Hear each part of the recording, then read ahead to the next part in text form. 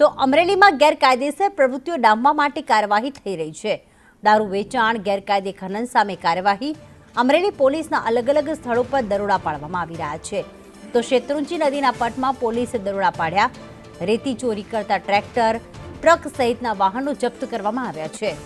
જાફરાબાદના મોટા માણસામાં દારૂની ભઠ્ઠી પણ ઝડપાઈ। નદી કાંઠે દેશી દારૂ બનાવતી ભઠ્ઠી ઝડપાઈ છે, જ્યાંથી 91 લીટર દારૂ બનાવવાના આથાનો નાશ કરવામાં આવ્યો। તો દારૂ બનાવનાર મહેશ બારૈયા સામે ગુનો દાખલ કરાયો છે। સંવાદદાતા યોગેશ કારાબાર અમારી સાથે જોડાઈ ગયા છે। યોગેશ, ગેરકાયદેસર ખનનની સાથે સાથે દારૂની ભઠ્ઠી પણ ઝડપાઈ છે, શું વધુ માહિતી મળી છે? જી પ્રીતિ, અમરેલી જિલ્લામાં દારૂ, રેતી જેવી ગેરકાયદેસર પ્રવૃત્તિ અંકુશમાં લાવવા માટે અમરેલી જિલ્લાની પોલીસ એક્શન મોડમાં આવી છે। એસપી સંજય ખરાટ દ્વારા દારૂ અને રેતી પર દરોડા પાડવાના આદેશ આપવામાં આવતા પોલીસે આ કાર્યવાહી કરેલી છે।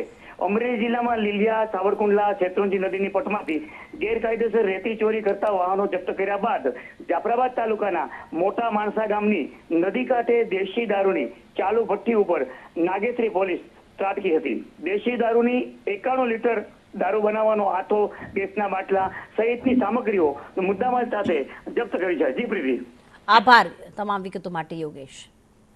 તો ખાસ પહેલા રેતી ચોરી ઝડપાઈ પછી નદી કાંઠે ચાલી દારૂની ભઠ્ઠી પણ જપ્ત કરવામાં આવી છે।